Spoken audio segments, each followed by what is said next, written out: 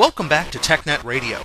In this Community Corner episode, John Weston interviews Ryan Tacy, founder of the Boston SharePoint user group.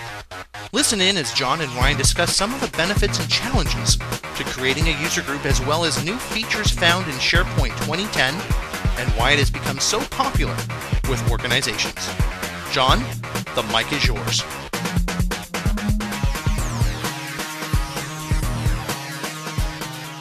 Hello and welcome to today's TechNet Radio Community Corner. I'm John Weston with Microsoft. I'm an IT Pro evangelist out of Dallas, Texas, and we do everything about IT Pro user groups throughout the country. Today I've got one of my friends out of the Boston area. I've got Ryan Tacy, who runs the Boston SharePoint user group, a relatively new group up in the Boston area. Welcome, Ryan. Hey, how are you, John? Doing well. Before we start talking about your group, tell me a little bit about your background. What do you do for a day job? So I work in the software space. I'm an enterprise account executive here in New England for AvePoint. We are a software-based tool providing a whole host of infrastructure management tools for SharePoint. So I cover, like I said, New England and companies based in Jersey City. That's great. And so I understand you run the Boston SharePoint user group. Tell me about that group. I do, yeah. We're, like you said, we're a relatively new group. We actually were launched, our first event was held on May 12th of this year, which actually coincided nicely with the official formal launch of SharePoint 2010. So we've been going at it for, I guess, about 7 months now, and yeah, things have been going extremely well, extremely well. That's great. What's the website for your group? The website is www.bostonsharepointug.org. That's great. That's pretty easy to remember. Mm-hmm. Yep. So did you work with other user groups in the Boston area before this one? I did some work with other user groups. Yeah, I actually, in addition to the SharePoint user group, I also launched the local DocAv users group. DocAv is the product that my company AvePoint produces. So I run that group as well. In regards to other groups in the area, I've been an attendee primarily, but no other real formal involvement before this. Gotcha. So did you start this user group? I did, yeah. Back in, I guess it was February of this year, we had a local SharePoint Saturday event, SharePoint Saturday being one of those recurring things that happens all over the country. And it was a rainy, horrible weather Saturday, typical New England early spring Saturday weather, kind of spitting snow, and we ended up having close to 250 people showing up on a Saturday to learn about SharePoint. So I, along with one of my co-founders, Jeff Vorosky, we started kind of looking around and we're like, there's a lot of people here, and we noticed that the SharePoint community, in terms of user group, had really been underserved in the area. So he and I started talking back in February, and we made it to May 12th, and we launched the user group from there. That's great. I know it takes a lot of time to run a user group, obviously all the organizational, the website, running the meetings, finding speakers. I mean, there's just so many different things to do to run the community. Why do you do it? Why do you invest that kind of time? What do you get out of it? Well, for me, I think that, a lot of people do this as a means to, provide themselves with leads or, marketing events, that sort of thing. We looked at this from a very different perspective, which was that we started early on deciding that we wanted to make sure that our users group was really, truly a community-driven event. As you may or may not be aware, SharePoint in and of itself really does have a kind of a community feel to it. The people that work with SharePoint, the people that are involved in, the services providers, the end users, the administrators, there's real community feel amongst those groups. And for me, being able to provide a resource for those people is really what drives me to do this. I spent the first 15 years of my professional career running restaurants, so that sort of customer service mentality has stuck with me for the many years after that. And for me, it's a way to give back. SharePoint really pays the bills. I feed my kids because of SharePoint, and this is a great way for me to be able to give back to the community in a way that benefits others beyond just myself. That's great.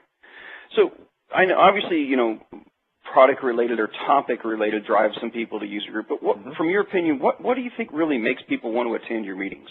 I think going back to that whole, call it an agnostic approach, I think that's a real draw for us. We had seen other user groups in the area, like I said, that really were driven more by a marketing type of a focus. And I think the fact that we're really consistently keeping things neutral is a big draw. People don't feel like they're there to hear a sales pitch, and they're there to learn, and we make a consistent effort to keep the sales pitches out of what we're doing. So our focus has always been on being able to provide resources to the client, or to our users, to the community. So we've had speakers from Microsoft, we've had speakers from local services providers, local consultants that are really the effort is to be able to provide people with real-world usable information that they can take and turn around and actually apply in their day-to-day lives. And I think it's that real true view of being a community-driven event where you're not having to be sold to that really keeps people coming back. That's great. So how do you market? I mean, obviously I know you got a website out there, but how do you let other people know or get the word out that your group exists? Well, that's actually been going through kind of an interesting transition. When we first started the group, our initial marketing events were really driven by the four of us that run the group. Each of us has our companies that we work with, and we have our internal databases. And we started off by just sending out those emails saying, we're launching this event, join us at this event. And that was really kind of what drove the initial month or two's worth of attendees. From that point, it really kind of took on an organic growth of its own. Word started to get out. People started to be looking for the information. We were blogging about it. We used a lot of Twitter as being a means for getting information out about the group. So it's a combination of now at this point, Twitter, our blog that we run on our website, BostonSharePointUG.org. We also, like I said, Twitter. We have a Facebook page. We run a LinkedIn group as well. And over the course of the last few months, we've really gotten to the point now where we don't even do those company-focused marketing emails anymore. It's really all strictly organic growth. That's great. So you really are utilizing all these social networking engines that are out there today, and it sounds like it's really helping your group grow. How many members do you have, and how many people show up at a typical meeting? Well, we're up over 450 members at this point, which, given the fact that we've only been doing it for 7 months, is pretty amazing. Typical meeting runs, our launch event, we had over 100 people in attendance. And then from that point forward, we've never had fewer than 50 show up. So that's great. That's we're averaging. We're kind of on a trending where we're adding between 5 and 10 attendees per month. So we had over 70 at the last one.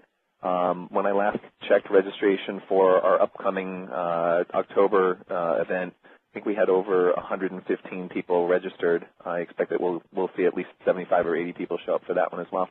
That's great. Yeah. I've worked with a lot of SharePoint groups, helped start several of them, meet with a lot of them. And one of the big challenges I see is SharePoint's such a huge product, and you end up having kind of some people that really are what I call developers, people that use, like you said, make a living on developing SharePoint websites. Yeah. You have others that are what I would call high-end end users or heavy information user workers that really use the product and want to know more about the features, don't care to develop their own websites. Right. And so I've seen different ones. Like the one down in Houston, they have side-by-side simultaneous meetings for these different groups. I've seen the one in Dallas, they have a general speaker, and then they kind of break off into special interest groups afterwards, after the keynote, or the different interests that people. How do you guys deal with such a diverse potential audience in the space of SharePoint? Well, what we really try to do is to keep the topics ranging from those that are of interest to the developer community and those that are interest to the end user or business user community. So what we do is we kind of have this format where if we have a developer focus for one meeting, then we try to make the next meeting more business focused and vice versa. So we definitely try to maintain content that's of interest to both sections of the community. And we, like I said, we try to make sure that we're not being too heavily focused on one side of the equation. It makes for, some interesting environments at the meetings themselves, because a lot of times those business users will come to learn about some of the developer stuff so that they can go back and work with their teams internally to kind of maybe put into place some of the things that they've seen, and vice versa. So, our real focus now is, I think we've spent a little bit more time on the administration and developer side of things. So we're really making a concerted effort to get more business focused for our upcoming meetings. Yeah, that's great. So you're kind of doing that every other month to keep everybody interested. Doing our best. Yeah, that's great. Doing our best. That's cool. Yep. So future, growth, where do you see this thing going? What are your kind of goals? I know it's hard to look 5 years out, but where do you really think this community is going to take this group? Well, I look at the growth that we've had over the course of the last 7 months, and to go from, no members up to, over 450 at the current moment. That's a pretty sizable growth path over just a 7-month period.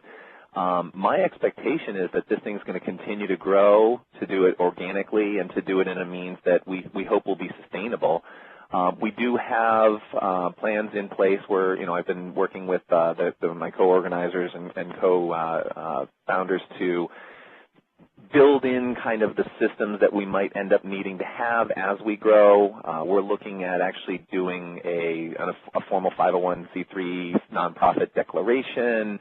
We're looking at possibly doing board of directors and starting to look at funding options, that sort of thing. So growth is definitely something that we anticipate. We see a huge need in the community. We also have been approached by other users group leaders in the area, people from like Rochester, New York, upstate New York, people from Connecticut, people from Rhode Island, looking to have us kind of share some of our experiences with them so that they can help start their own users groups. So I believe that we're going to maintain that sort of consistent growth, and our focus is always going to be to do it in a way that's sustainable so that we're able to continue to provide these services to our community. That's great. Sounds like you got a very successful user group up and off the ground in just a few short months there in the Boston area. That's great. We've all kind of like every now and then we'll sit and look at each other and go, is this really happening? Is this really growing that quickly? It's an astounding thing, and we're all very, very excited about it. That's great. Yeah. Well, as we always do here on Community Corner, we spend a good bit of time talking about the community, as we just did about the Boston SharePoint user group, but also want to, this is why, it's the TechNet radio show, so we got to talk something technical. And obviously, since your group's about SharePoint, tell me about some of the new features in SharePoint 2010. I understand that product's really hot. Yeah, it is. It's amazing. I think that looking at the adoption rate in particular, I've been amazed, quite frankly, with how much the community and even the large organizations that I work with are taking on this 2010 adoption. I think that from my experience, I've been in the technical community or technical arena now for going on 10 years, and I've never seen a Microsoft product with such an amazing adoption rate. You look at, I'm in the sales side of things, right, with my company. So if I look at across the board at all the various opportunities that I'm working with, and these are household name companies in the area that I'm working with, and I would say that without any hesitation, 35 to 40% of the projects that I'm involved in right now are around SharePoint 2010. Brand new rollouts, conversions, migrations. So it's definitely taken on, a life of its own in terms of the way that this product is being accepted and adopted by the business community. I think a lot of that has to do with the fact that Microsoft has made a really concerted effort to enhance the end user side of things, to be able to provide for a lot of that, the community-focused stuff, the more social computing aspect of things, the social networking side of things, the blogs, the wikis, the tagging, the clouds, that sort of thing. I think that that's really done a lot to improve the acceleration adoption rate. I also think that given the fact that, and I look at the SharePoint 2010 from a back-end infrastructure management perspective as well, I think that Because the transition from 03 to 07 was a much bigger jump than the 07 to 10 transition is in terms of how the product is structured, how the product is organized, I'm seeing that people are much more willing to make that jump to a 2010 because getting from 07 to 2010 is not as much of a challenge as it was from 03 to 07 or from 01 even to 03. Yeah, I'm definitely seeing that out in the marketplace. People are really fired up about 2010. What would you have to say is your favorite feature in 2010? Honestly, I think the thing that really appeals to me the most is that social networking and social computing side of things. The ability to do things like find experts based on what they've tagged, the ability to look through tag clouds to see what other people are clicking on and what other links people are going to, and where the resources exist within your organization, being able to easily get access to that information is the thing that I see as being my personal favorite portion of the new product. Yeah, I have to share one of my favorite ones and this is kind of a real. I mean, everybody knows that we do the hosting of web apps of the Office products. Yep. But I do a lot of presentations, and obviously I'm doing death by PowerPoint. I don't mean that, but people don't like slides all day long. Exactly. And we've all been there. Either projector's gone out or we've run into some kind of technical problem. And so what I love to show off is that I'm in PowerPoint 2010. I've got a deck going, and I'm going to say, okay, what would happen? Now I don't really do this. If my bulb were to go out right now, now most likely all of you in here have a phone that is web enabled or can get email, or we're on some wireless network, and a lot of people in the room have laptops. I said, okay, I can either use SharePoint or the free PowerPoint site. Okay, let's say I use SharePoint, and I go up and I have SharePoint web hosted applications, and so I can very quickly, without having to set up a full live meeting and get an online live meeting account and all that stuff, very quickly just go up there and share out my PowerPoint deck, and it uploads it to the SharePoint site and then broadcast it on the internet. And so then all I have to do is email everybody the link to that. It works in that great scenario, so will turn off the projector. Everybody gets the email. Yep. They open up the link, and as I forward the slides, it forwards on either their phone or their laptop in the room. Yeah. And it's great for a dead projector. It's also great for, like, let's say you and I are on the phone like we are today, and I wanted to share something with you. I could do that in PowerPoint utilizing the web app capabilities of SharePoint. And people just don't think of all the different possible scenarios that you could use something like that. Well, the other piece of that is the fact that there's such a big push towards that cloud aspect. I mean, you look at the improvements that have been made to the BPOS, the Business Productivity Online Suite, right? Yep.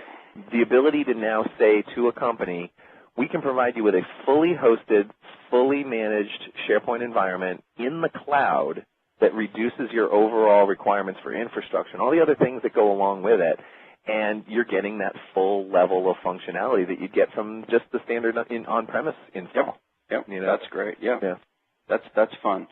So what do you think, tell me another feature that people don't understand or they could probably use more out of SharePoint. I think that looking at all the new stuff that's out there, the thing that I think comes to mind most readily is the BDC to BCS, business data catalog to business connectivity services.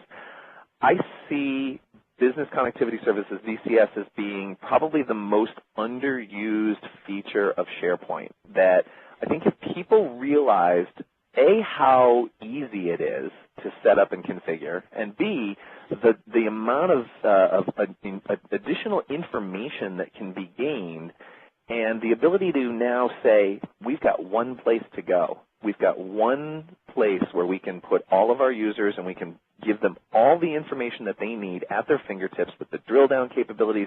The information they need is literally just a click away. The power behind that, I think, is huge. The ability to be able to say to a business decision maker that says, don't worry about scrapping your old systems. Don't worry about converting your old systems. Just use SharePoint as a presentation layer to those old systems. Yep. I think that once that kind of that mindset catches on, you're going to see people starting to rely more and more on SharePoint, be able to get more and more value out of their SharePoint deployments without having to go through the painful processes of reconfiguring and reconverting and migrating and all the stuff that goes along with that. I think BCS is something that really is underused and I think has a lot of potential for adding value to organizations going forward. That's great. Sounds like SharePoint 2010 has really taken off, and you guys have a great user group in the Boston area set up around it. Yeah, we're excited about it. We're excited. That's great. Well, I really appreciate you, Ryan, today joining us. I always get asked when I do these shows for contact information, so first let me give out mine. If you want to email me, again, it's John Weston, so john.weston or JWESTON at Microsoft.com. Either one will get to me. And I also maintain a technical blog out there at blogs.technet.com/JWeston, blog about all kinds of things. SharePoint to Unified Communications, or our new Link is its new name, product, about our communicator product, all kinds of fun stuff. And I also put out there the schedule of when and where I'll be traveling around the country, and you can come see me speak in person. Ryan, you want to give everybody the website of your user group and contact information for you? Certainly, yeah. The website again is www.bostonsharepointug.org. And if you'd like to get in touch with me, you can do so through my direct email address, which is ryan.tacy, that's RYAN .T like Tom, ACY @live.com. Or you could send an email to info@bostonsharepointug.org. You can follow us on Twitter with the hashtag BASTUG for Boston Area SharePoint Users Group, or our Twitter is @BASTUG, BASTUG. Great.